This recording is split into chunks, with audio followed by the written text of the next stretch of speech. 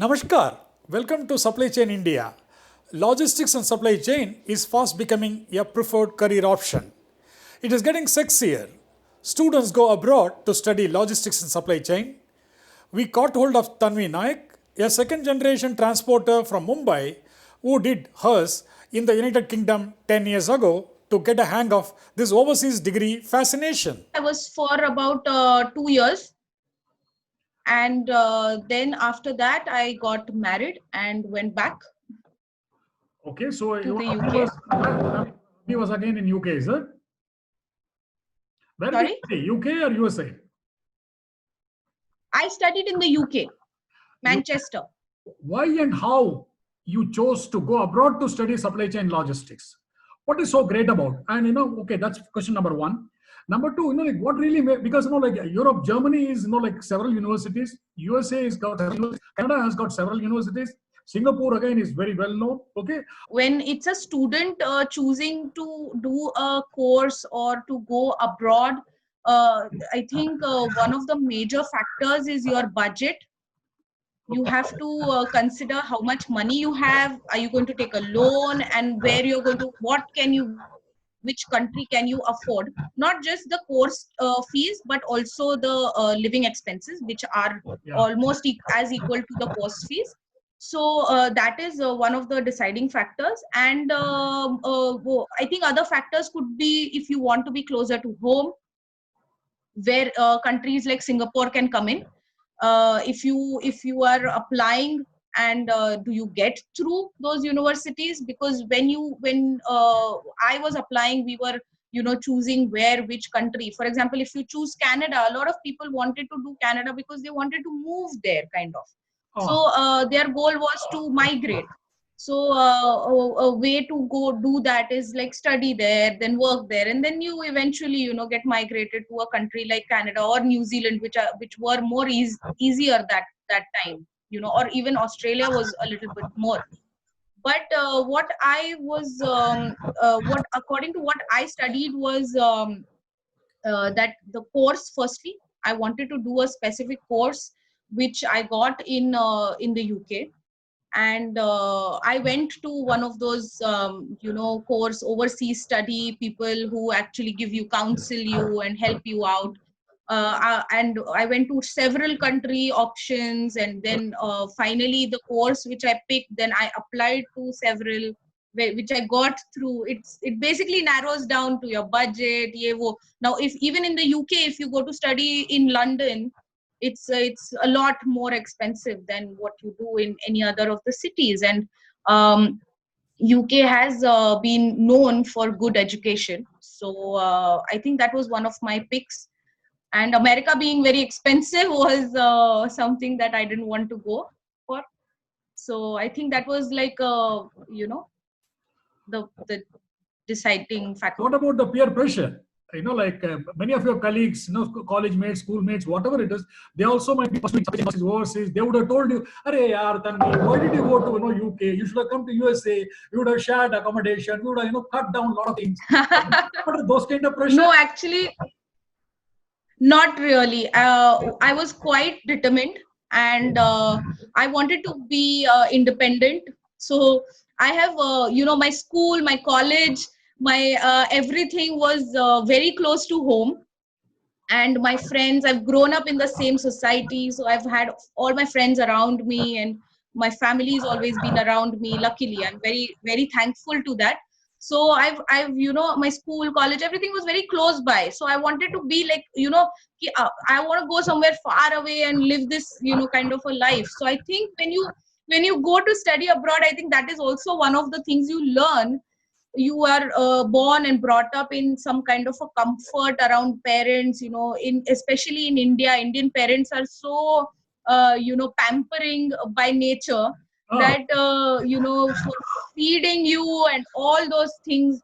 And then you get a reality check when you're somewhere away from home. And it's not even India, where you could koi dhaba mil gaya ya tapri mil gayi, and you can still get your kind of food. It's abroad, and you can't afford to spend money anywhere, because it's pounds. You're always calculating back into Indian rupees. So I think it was a different experience, and I absolutely treasure it now also. Yeah, tell me, Tanvi, okay, let's talk about the course material. Okay, how good the course material was. I mean, when you went there, you had possibly a little bit of hands-on experience watching your, like parents, their own company. You are a second gen, so you would have seen the way the Indian transportation of, I mean, when we say transportation, well, it's actually supply chain logistics. Okay, but we really Right. come down to transportation. Okay, I mean, you had some Yeah. inclination. So when you started, like attending classes and, like all those guys were giving you the case studies and those kind of a thing, which is relevant to them, which they are familiar with. Was it a shock to you, or is it okay? Okay, this is also part of life. This is how things happen. What was it like for you? Well, I would say that it's not very different, because a lot of things are similar. Like, for example, a transport company operates, has trucks. चलो वो सारे factors तो same common है. तुम्हारे drivers है, उनको train करो. All those kind of things. But some case studies, like what I saw that time, of course, was that the kind of MIS that people use in everything, everything. There was no cash, nothing, all a lot of study was about being practical. So we had a lot of case studies and practical games we used to play, which were challenges kind of. And if I would have been probably in India, I would have had to do like theory, पढ़ो रट्टा मारो exam पे, लिख के आओ, and you get good marks.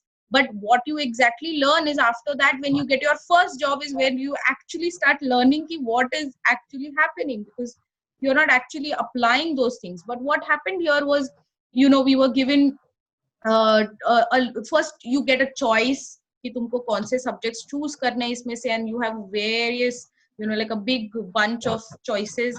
Then you pick and choose which one you want to go for. Then you learn some IT, at the same time you learn some HR skills, some management skills, some marketing skills. And then they help you out with how to do like a dummy run of a business, a dummy run of handling money, and are you actually making profit or no. And if then they give you challenging situations and scenarios, and then kind of that, and which I really enjoyed. I was like कि यार ऐसा भी पढ़ाई कर सकते हैं हम लोग, which was good. But at the end of the day, of course, there was theory exams too. But I think that's a good thing. They took us to all these what do you call it, I got to visit the Jaguar Land Rover factory, and where they show you the entire line of operation, how the production kaise chalta hai, how to make it better. And I was feeling so proud, because when I had just gone, Tata had taken over the company. Oh, So it was the everyone was, all Indian students were very proud to say this is Indian company. I think that's studying, that was a different way of studying. But also at the same time, I would like to add that when I started working there, was another challenge for me, because me being not from there and working in transport, which you need to have a lot of geographical knowledge. You need to know कि यहाँ से यहाँ जाने को, how much money does it cost, or how much time does it take for a truck to come, or a plane to come, or a ship to come. And which also I learned there, and it helped me a lot, like yeah. Tell me, Tanvi, if you're asked to advise, okay, those who really want to pursue logistics, supply chain management outside the country, of course, you earlier also mentioned that plenty of institutions in India started offering supply chain logistics Yes. as a full-time, degree level, undergraduate level, postgraduate level, okay, and PhD level. All these things are happening. So assuming somebody Right. approaches you who want to pursue, what would be your advice? Is it, I mean, I'm sure you must be, watching what is the kind of teaching happening in the Indian educational institutions on the supply chain logistics. You are exposed to, those kind of education. You are undergone, like those kind of courses abroad. I would say that firstly, you need to know what your end goal is. Like, do you want to be abroad or do you want to be in India? Like, are you planning to come back or no? Because I think what students do is they decide very quickly. A lot of people who go abroad are usually having a better financial backup, or someone who's ready to give them a loan or something like that. But when you're going to spend that kind of money, you need to know what your end goal is. Do you want to come back? Do you want to start your own business, or you want to work for someone? All those things need to be, firstly you need to know all those things. If you want to even migrate to a country, then you pick your country accordingly. I think those things are very important. And I'm sure you have seen around that there are so many people who want to migrate, or so many people who want to go abroad and work, and then be like, fir dekhenge kaisa lagta hai. So I think those things need to be clear, firstly. Secondly, if you don't mind being in India, and your end goal is to be in India, I would definitely suggest that you study in India. Because you will immediately get a hands-on experience once you start working. Courses are challenging more in India, of course, but a lot of the world is becoming smaller and smaller now. You get to do so many online courses now, and you get to do so many things. You can just be here and just do anything you want to do now. So if someone doesn't have that kind of a budget, I think it's all okay now. You can study from being here or not here. I know so many people who have now, like, my younger cousins and people who are trying to enroll into universities in the US, but their first semester is still from India now because of COVID. So what is the real point? Like, you just want that kind of education, and that the experience, or the knowledge that you can get back from here. So you have to decide. You really need to know if you want to work here or not. And I think there are so much of scope of improvement. Like, when I was in the UK, I felt सब कुछ already इतना efficient है. So इसमें और तो better, you don't know, मतलब you don't know yet what could be better. But when I saw that, I thought, oh, you can actually get so much improvement done in India. Like when I was working with the customs brokerage department, and I thought, okay, तो अभी आया है container, it will take another 5 to 6 days minimum to get cleared and delivered and all of that. And my manager there said, no, it will get cleared in 7 minutes. Where? In UK? Yeah. And Oh. I was so surprised. I'm thinking here 7 days, and he said 7 minutes, and I was very, very impressed. And he said, yes, it's nothing. The papers are already gone in the system. We just have to do this, and then at the customs end, the UK customs end, they will just approve it with one button within 7 minutes, and it will get whatever. So you can just arrange for your transport immediately. And I thought, wow, like, I was like thinking, chalo, I have couple of days, and I'm fine to do this. But it was very shocking, and I thought, okay, so these things can be done in India. We are not, okay, chalo, 7 minutes nahi, aap 30 minutes le lo, but do it in half an hour. That's the kind of. Yeah, Tanvi, do you foresee those kind of, like a shrinking of times, thereby the logistics cost, which we keep saying that 14% or something of GDP, coming down to 8%, 9%? Is it a possibility in your lifetime? I think so. In your lifetime? I think so. I hope so. Things are changing. People are adapting to a lot of IT now. And even the government is trying to adapt a lot of technology. And I think people need to just accept it, move on, and try to implement every things. Like, for example, I highly believe that companies should be more dependent on systems more than people. But when I came to India, it was the other way around, and I can understand that people are important. Sala, like we say, Lala type.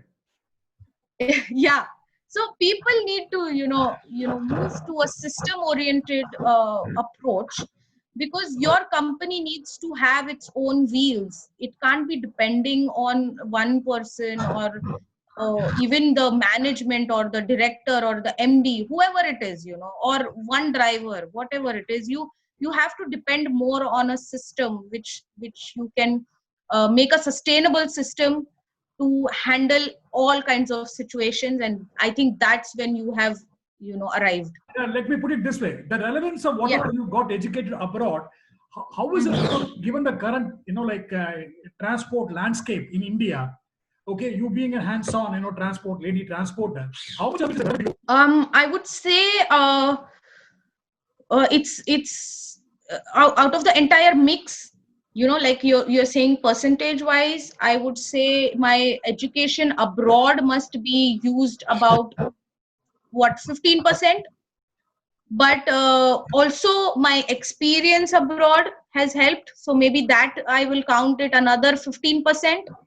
And the rest will be, of course, your experience in the country, in the proper business, of course, because it that is more important. You know what you want to change, but what you want, but do you know how you're going to get there? That's the biggest challenge. The what do you call it, the path is more challenging than the destination. So especially in the kind of nobody even in the entire world, nobody likes change. Nobody likes change. And people like us who have been running, who's had a business in a certain way, a road transporter is working in a certain way in our country, for years. People didn't want to change, but now I think because of a lot of foreign investment in logistics, it has made a lot of local transporters or Indian transporters to pull up their socks, being like, okay, this guy is coming in a big way, that guy is coming in a big way, so we also need to get better, we need to be better. And I think competition makes everyone better. So that's what has happened. I would say that, of course education helps, but education is not everything. I think practical knowledge is also equally important. Logistics is surely the flavor of the state governments also. Tamil Nadu has jumped into the fray by setting up a development center to groom logisticians in various spheres with a state of the art facility. Tamil Nadu Chief Minister Edappadi Palanisamy inaugurated this center recently. This center is being promoted by Tamil Nadu Skill Development Corporation in association with TVS Supply Chain Solutions, Logistics Sector Skill Council, and the Association of Multimodal Transport Operators of India. Let us hope more such facilities come up across India. Did we not say logistics is the sunrise sector? Are you part of the new fleet evolution? The transition is already underway. Fleets are using data to manage smarter, keeping drivers safe, streamlining operations, keeping customers satisfied. This requires agility and the right platform. Did you know that 94% of road accidents are caused by human error? What if your drivers had an active coach, keeping them engaged and safe and reducing their stress? And what about your managers? What if you could cut their administrative workload and help them gain visibility and control of the fleet? Green Road supports you with one unified platform. Our advanced active coaching gives drivers clear feedback to help them drive more safely and efficiently, and keeps them motivated via personalized information and friendly competition. In the office, online dashboards keep the right information at your fingertips, freeing you to focus on exceptions and pressing issues. Whether you require an app, an installed solution, or other sensors, all are integrated into a single platform that helps you manage diverse operations proactively across the world. The result? Safe drivers, reduced risk, protection for your brand, and savings for your business. The Green Road platform is quick and easy to deploy at scale, even for fleets with thousands of drivers and vehicles throughout the world. Green Road. We all know logistics and supply chain is all about manufacturing something tangible. And today, another buzzword in the Indian manufacturing segment is Industry 4.0. I knocked on the doors of Associate Professor Dr. Atanu Chaudhary at the Center for Innovation and Technology Management at the Durham University Business School in Manchester, United Kingdom. This former IIT Lucknow professor helped me understand the Industry 4.0 and related issues. Yes, I think the origin was in Germany. They organize a big industrial conference called Hannover Messe. In 2012, they first talked about it because in Germany, typically they are at the forefront of technology and industrial development, and they were trying to explore opportunities of how different factories can become more smart. So how different equipments can sort of share data with each other, and that's how they came up with the idea of Industry 4.0.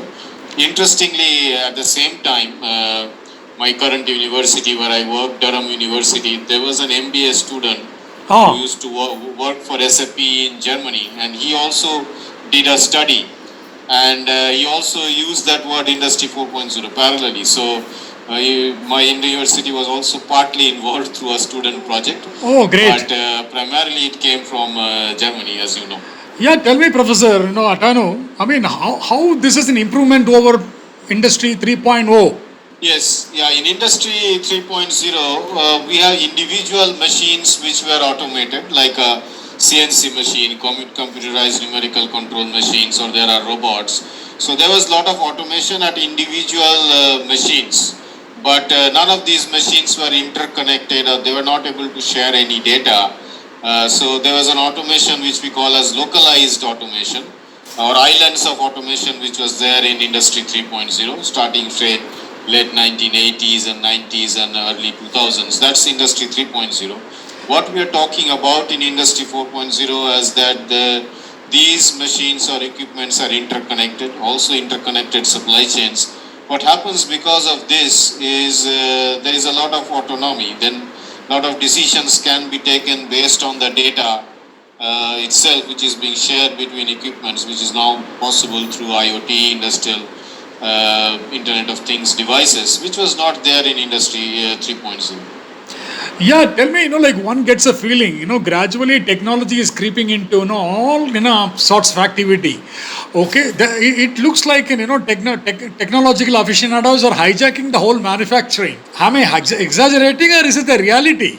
No, I don't see that this is a hijacking. This is bound to happen in some way. Manufacturing processes, manufacturing industry is historically not an industry where the pace of change was very high, but it was long overdue, I will say. So because of technological development now, there are chances of not only efficiency but also more customization and more individualized offerings. As customers, we also want things which are more individualized, and the process and system were largely manual. Even if there are, as I mentioned, some of the individual machines were automated, but still a lot of the planning process, etc., was manual and maybe using some spreadsheet models, and those had to change. So this was anyway one of the triggers to improve efficiency, how to make say Western manufacturing more competitive, instead of being losing out to more labor cost arbitrage, which is happening because of say low-cost countries in Asia or China or Southeast Asia and so on. So that was the motivation of Germany or Western Europe, I will say, to how to improve the efficiency as well as how to differentiate their industrial prowess with respect to low-cost countries, and that's how it started. And now it has also gone further, obviously, but this was long overdue. And I won't say that manufacturing will be taken over. There is a very important need of manufacturing process knowledge. On top of it, if this technology helps not only the operators but also the managers, it will help in decision making. So that's how this works perfectly well. Yeah, Professor Atanu, tell me, see, Industry 4.0 will have certain components, A, B, C, D, like a laundry list. Out of which, which really got the top priority and which, really got relegated, and what was the reason for, some of the, elements getting relegated? Is it because of the cost, or is it, something else? What is it? No, there are multiple elements, and I don't see there is an universal solution that every company has to adopt all of this, right? So it is not a question of relegation or priority. This is based on individual industry, individual company. They have to decide which were the ones which will give most value to them. So right now I see there is increasing traction of IoT, which is sort of the industrial Internet of Things, which is the backbone of Industry 4.0. So that is using sensors and other devices and IoT devices. That has been adopted in many companies. Similarly, I work very closely with 3D printing and additive manufacturing. That has grown significantly over the last 5 to 10 years, though it is not a completely new technology. Then there are some also applications of AR or VR, virtual reality and augmented reality, depending on where there are enough use cases or applications. So this is very application specific. If a company thinks these are the ones which will give value to me, then I will invest. I need not invest in everything. So out of all the Industry 4.0 technologies, I will say IoT, additive manufacturing or 3D printing, and to some extent also machine learning and AI being coming up, using the data which has been collected. How do you process the data to take intelligent decisions? AR and VR, there are some applications in certain areas. So I won't say anything is sort of getting relegated. It is a question of what really provides value to the individual companies. Horses for courses. Yeah. Yeah, but tell me, like you are an academician. Okay, I mean, most of your time, like spent, in academia. Okay, so, like in terms of curriculum material, okay, I mean, what is the maturity of Industry 4.0 or O, as far as the curriculum is concerned? Is it been, created purely by academia or in association with, industry, university, also, like collaboration? What is it like?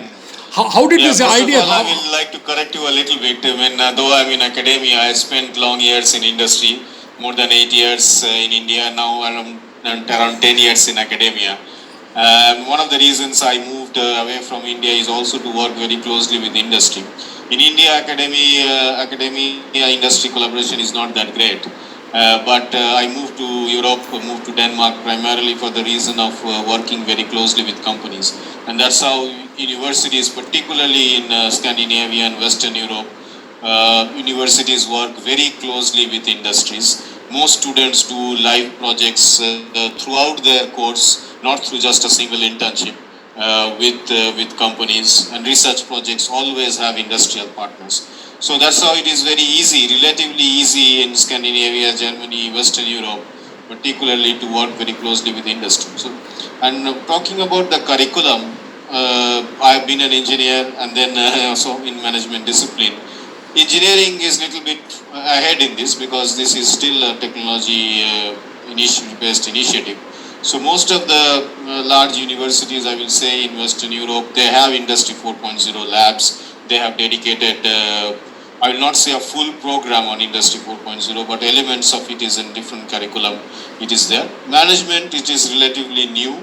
You don't see a lot of dedicated Industry 4.0 programs. There are some in Belgium and some in France and so on. I'm not so much aware of US. I will not talk about that. But from my experience, even in my Danish universities, we have Industry 4.0 labs.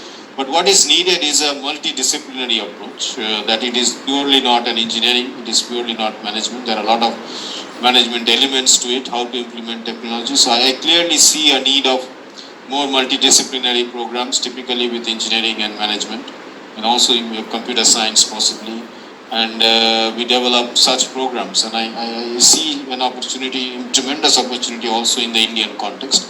But whatever programs have been developed, I see these have been done very closely in collaboration with industry. It cannot happen that most of the work is actually on Industry 4.0 is being done in the companies. So it has to be jointly a collaborative effort between universities and companies to design and develop such programs. So even while, like we are all talking about Industry 4.0, I mean, there is also simultaneously there is a talk of Industry 5.0 as well. My question is, like I get a feeling that the gap between, 3.0 and 4.0 and 4.0 and 5.0, the gap is getting reduced. I mean, is my perception right or wrong?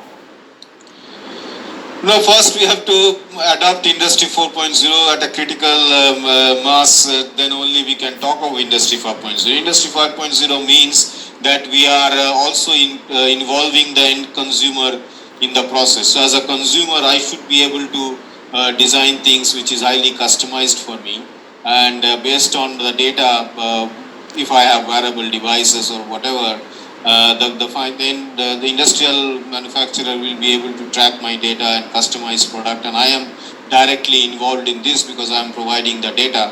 That is happening to some extent, and to really make that process synchronous, that I want something, I have seen something, and I pass you some data, then I sort of co-create this solution with you as an industrial manufacturer. This is still some time away. But that's how Industry 4.0, we must reach some critical scale of adoption before we can talk about that. And there are also data security, privacy issues and so on. So directly involving the end consumer in the process, I'm sure it will happen, but it's still some time away. Well, Professor Atanu has a lot more to say, particularly on the Indian industry's maturity level and the importance of MSMEs for big boys to succeed. We will bring you that segment in the next episode. That's all for this edition of Supply Chain India. Hope you liked it. Share it, subscribe, post your comments. See you soon. Meanwhile, stay safe, stay healthy. Goodbye.